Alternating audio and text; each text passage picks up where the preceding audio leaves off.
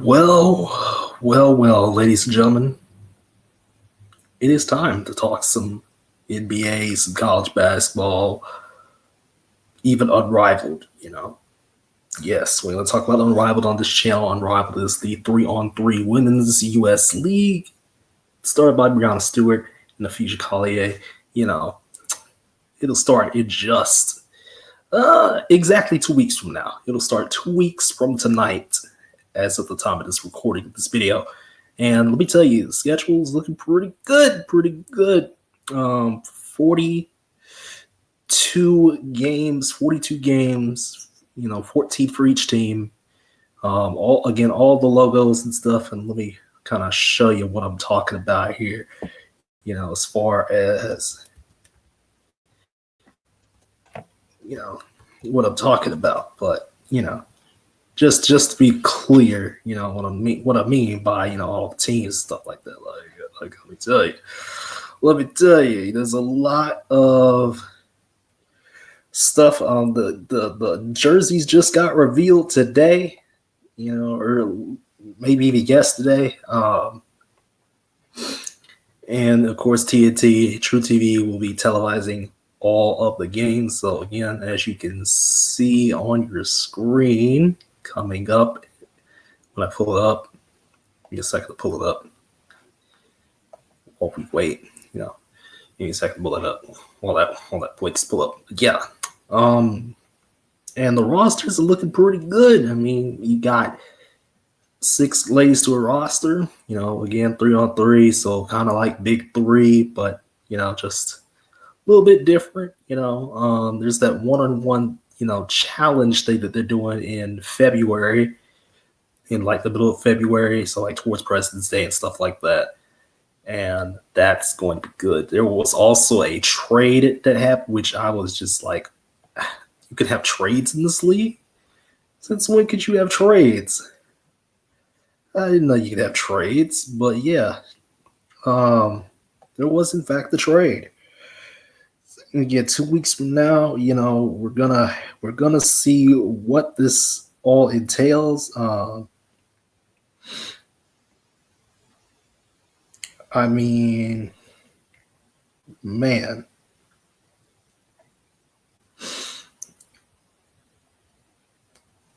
Let me take a gander at them uniforms. Really, to be quite honest with you, let me take a gander because I haven't looked at them.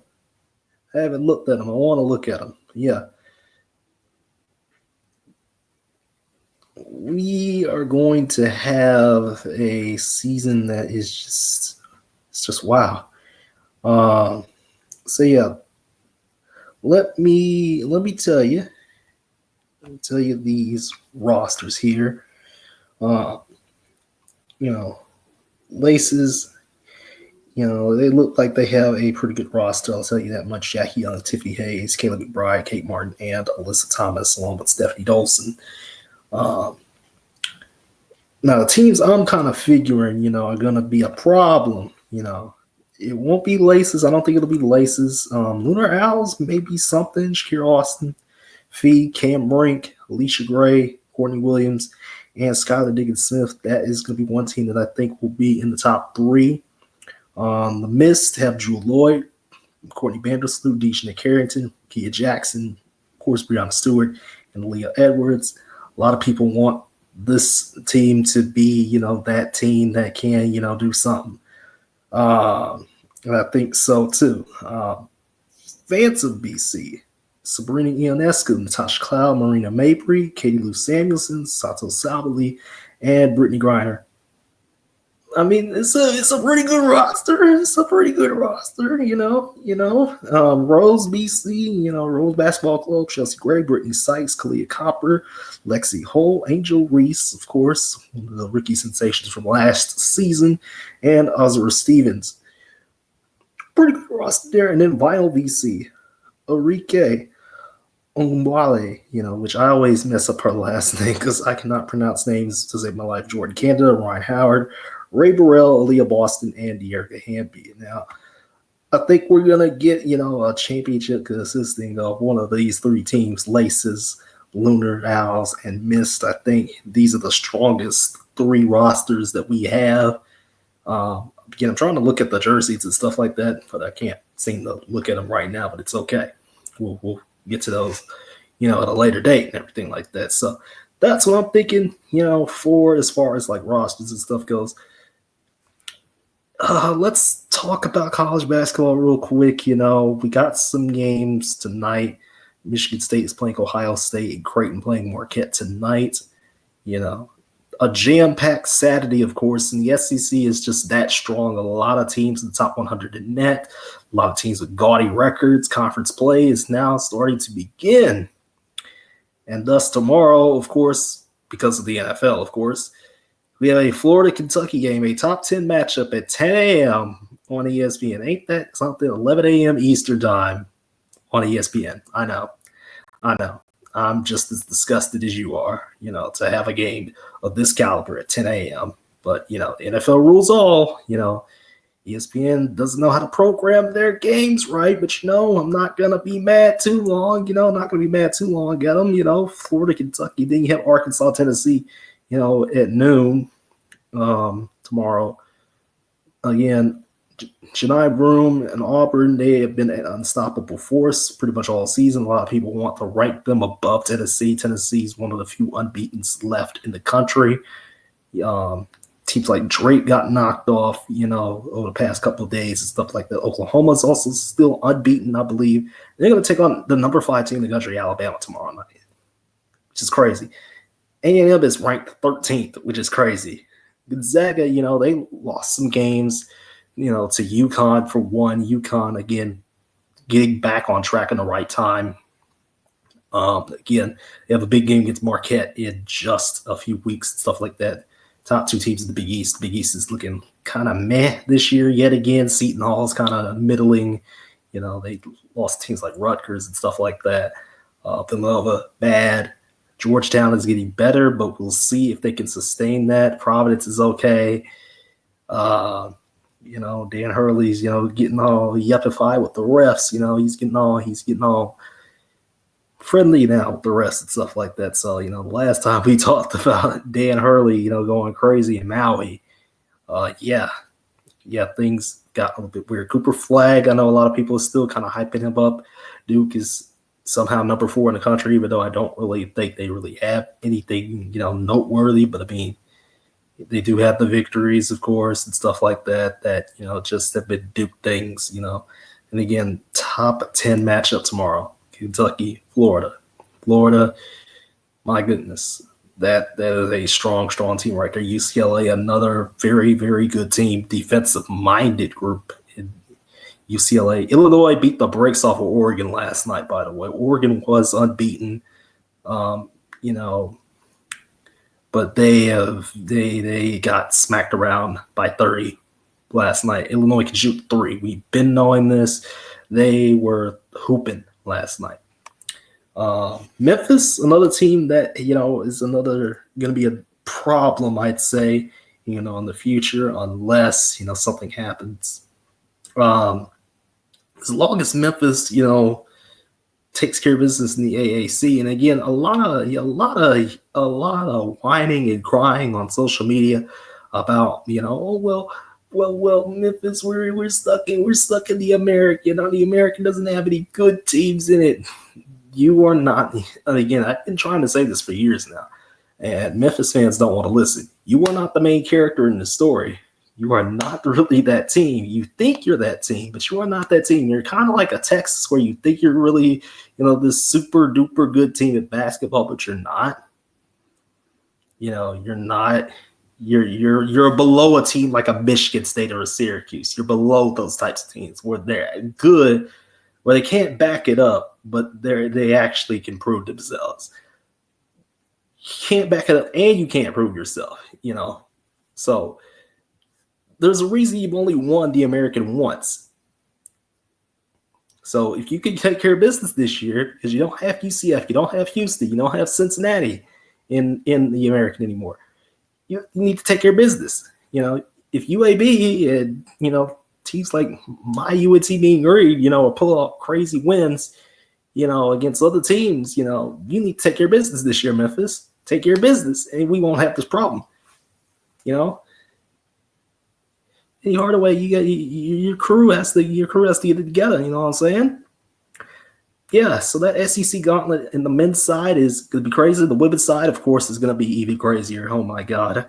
And again, the top heavy matchups are just coming along as the weeks go on. Notre Dame is looking like one of the best teams in the country with Hannah Hidalgo, of course, Juju Watkins and Paige Beckers lit up the stage a few weeks back. In that game on Fox between USC and UConn, but of course, USC. Now taking on a Big Ten slate, with UCLA still being the number one team, by the way. There's an SEC race that is going to be insane because, you have South Carolina, flau'jae Watkins and LSU, Texas, my Texas Longhorns, which, they played Oklahoma last night, and that game had like 50 fouls and like 2 huge reviews that took way too long. And it's just disgusting. It was just disgusting basketball all around. But the Horns won last night. So hook 'em, baby. 1-0 in ACC play, and the craziness just continues there because Texas has a tough road. I'm telling you, like the SEC is going to be a gauntlet. Ole Miss is ranked in South Carolina is one of the top teams in the country. LSU, Alabama. I mean, the SEC, even on the women's side, is just loaded. And that was the case last year. And it's the same case this year. Well, actually, no, it wasn't really last year. It was more like LSU and South Carolina for most of the season last year.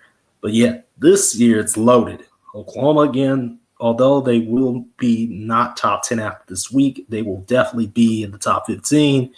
Maryland is lurking. That will be Texas and Maryland, along with Baylor, UCLA, will play on MLK Day, Inauguration Day.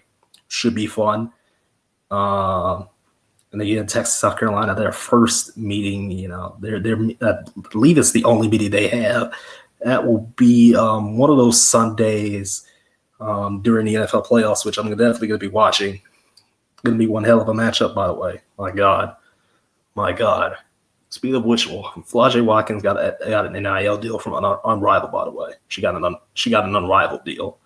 I don't know what that entails, but I do know it's an NIL deal, I mean, Unrivaled is paying a hefty sum for their players this year and stuff like that. Paying a lot of money, a lot of investors and a lot of money for that league, man. And the NBA, yeah. Sixers, have they improved? Absolutely. Is people still going to talk Joel Embiid, not being the guy? Absolutely, baby. Is Jimmy Butler going to be traded somewhere? I don't know. The Heat are very confusing, a very confusing team. When you have Tyler Hero, putting up like 20 a night, Bam Adebayo, just being weirdly inconsistent. He'll have a game where he'll have 4 points and 4 rebounds, and then he'll have another game where he has 14 points, 10 rebounds, and 7 assists. It is just inconsistent. And the rest of the Heat is just like, ugh. The Sixers, yeah, absolutely, they have improved from where they were, just a while back. They were down in the dumps a few weeks ago, but now, they've won a bunch of games out of their last couple games and stuff like that. So, yeah, Sixers have definitely improved. I don't think they're 500 yet. Again, the Bucks were the ones that won the NBA Cup, but who cares about the NBA Cup, to be going honest with you. There are injuries everywhere. Luka Doncic got hurt again, Mike Brown got fired from Sacramento, which is crazy. Like, wow. And again, Sacramento was, looked like a team that they were going to do something. I thought they were going to do something this year, maybe get like a 6 seed or something like that, with DeMar DeRozan, on the fold, De'Aaron Fox and Sabonis. But, yeah, that ain't happening. That is definitely not happening. That team has fallen off the wayside. They've lost like what? They've lost like something out of their last 13. They lost like 5 straight at one point. Is the 3-ball really that bad? I get it because of Boston, just chucking up threes because they can chuck up threes like nobody's business. The Cavs are still at the top of the NBA along with OKC. And I get it, And a lot of people are like, oh, well, ratings are down because of the 3-ball and bad play, yada, yada, yada. And these guys aren't being marketed. And I get it. It's because it's not the time really to be talking to the NBA right now. We're still a lot of people are still in NFL mode, so you know I'd say wait a little bit longer. Maybe wait until the week of the AFC and NFC championships, and then kind of really sink your teeth into the NBA. For some people like myself, I'm definitely going to be Christmas was honestly, really interesting. Christmas Day was a really interesting game. LeBron is 40 years old and playing the NBA, but he definitely doesn't have a lot of time left. And the Lakers, have definitely not been the greatest. They've been kind of middling. Same thing with the Warriors. They've been okay. They're there. It's like, come on, man. And hopefully Jaden Ivey recovers from that injury he had to get taken on a stretcher and stuff like that. So yeah, I mean the NBA, again, I might change my prediction because I think I said Boston would repeat or something like that. I think I'm definitely going to be changing my prediction towards the end of the year. At least the end of the NBA season. That's what I'm thinking. I'm definitely going to be changing my prediction. Just FYI, but not right now. We'll talk about that later. And also later is we'll talk the NBA and college basketball again. Just give me a couple weeks and stuff like that, and we'll get on to it. One other announcement I do want to make here. There is going to be a pretty much a dead period for the most part. After next Wednesday, there's going to be pretty much a dead period. There will be an interview though. I will have my first interview of the year coming up during the January 12th through 18th week. That week we'll have an interview at one of those days, and the guest should know who he is because I've already announced who the guest is. The guest should know who he is, but I have not messaged that guest yet. And I will very shortly. But not today. I will message that guest soon. He has something that he's been working on, that some people, I believe I've mentioned it before, they call it the turf tapes, So if you know who I'm talking about, then yes, that is who the first big boy interview will be of 2025. If you know the turf tapes, then yeah. But it's probably not going to be watching this basketball video though. This has absolutely nothing to do with, something else. But we'll save that for, January 12th through 18th. We'll save that for one of those days in there.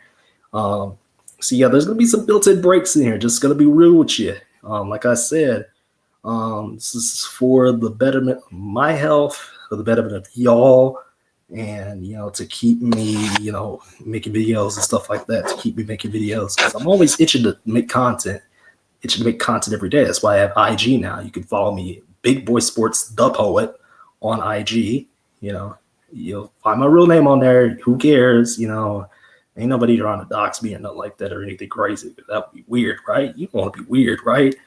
But yeah, so you can find me on IG. Of course, I'll try and put some other stuff out there and everything like that. I do want to make that dirty soda video, the Utah Mormon thing, but that's not today though. It's not today. That's another day. But yeah, what do y'all think about, there's going to be a jam-packed Saturday tomorrow, and it's going to be fun. Can't wait for the stuff that starts at 10 a.m. because ESPN doesn't know how to make schedules. So I'm not going to go crazy about ranting about ESPN today. I'll do that another day. Yeah, I'm gonna get on out of here, and y'all take care. Have a good Friday night. Have a good rest of your weekend. It's gonna be cold in Tejas in the next couple of days or so. So I'm trying to stay warm.